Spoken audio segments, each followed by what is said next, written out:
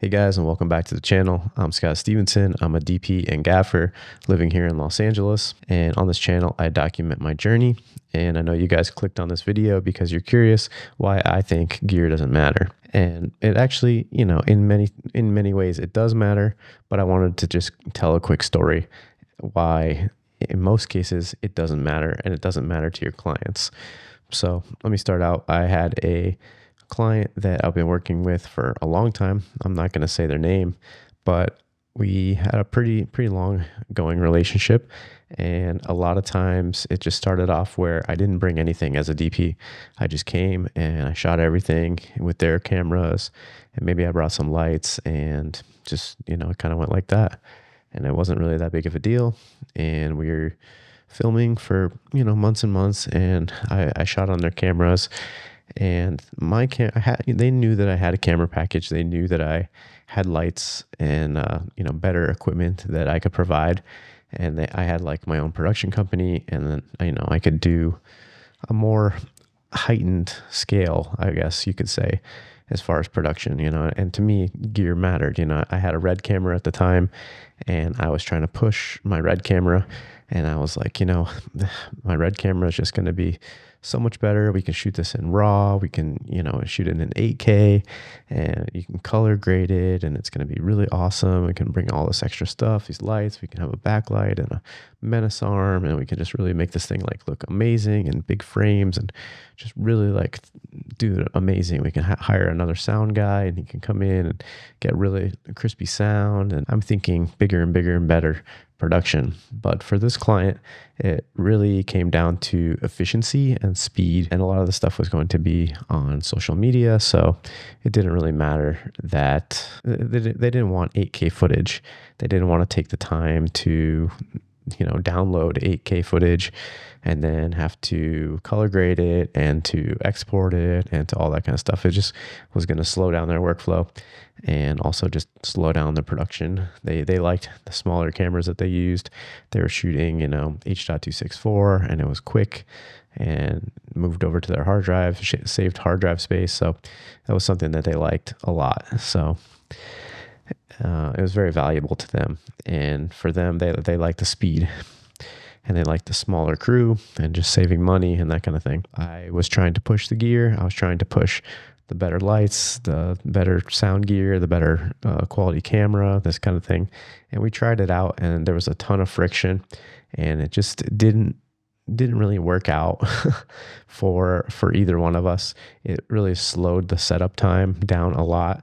It took us probably close to an hour and a half once we went in there and set everything up. And that was way too long. Usually it takes only about 20 minutes. Bring the camera in, put a lens on it, slap it on a tripod, turn it on, But here we had to have wireless focus and video and, client monitoring and all this kind of stuff going on. And the image looked amazing. And once it was all set up, it was great. But just the workflow, and then we had to have DIT, because in between we would take a lunch break, we would download the footage because the files were ginormous. We couldn't just roll the whole day on the same card. Had to swap out cards, and then we had sync sound. We had a sound person come in, so they were setting up time code, and it was just the whole production inflated, which in my mind was better, but the client and the director just didn't see it the same way. For them, having that increase in quality and an increase in production size and workflow just didn't work for them. So why do I say that gear doesn't matter? Because in a lot of times it doesn't matter really what you shoot on if your goal is quick turnaround. And a lot of times if you're seeing stuff on social media or short form or YouTube even, it really doesn't matter what you're shooting on, because everything from like 2020 until now, the past like 5-6 years, just looks amazing. All cameras look amazing. I'm not going to say like what we were shooting on, but it looked good enough. The consumer level lenses that we were using were not nearly as good as the cinema lenses that we brought in, but the end result when you're watching it, nobody can tell. The gear did not matter. the speed of having the autofocus, the speed of having the smaller lens that you can throw 2 or 3 of them in a backpack and you didn't need a big lens case to come out to the shoot. That kind of stuff really mattered to everybody. And I feel like that's the way the industry is going. It's very difficult to find productions that want you to bring a full crew and lenses and the cinema camera and do it old school, the way that we're accustomed to, the cinema workflow that we all have, love, and get the results that we really want to push for. And that's the kind of stuff that like elevates our work and brings us up to the next level. But you need to find the right clients, the right directors, the right people who to them it does matter. To them, they do want that quality. They do see a difference between a $500 lens and a $50,000 lens. So I just wanted to share that quick story with you guys, something to think about for your next project. Pushing all of the gear and having them rent that Arri or that Sony Venice or whatever it is might not be the move. Maybe just go with the FX6 or the FX3 or whatever is the most convenient.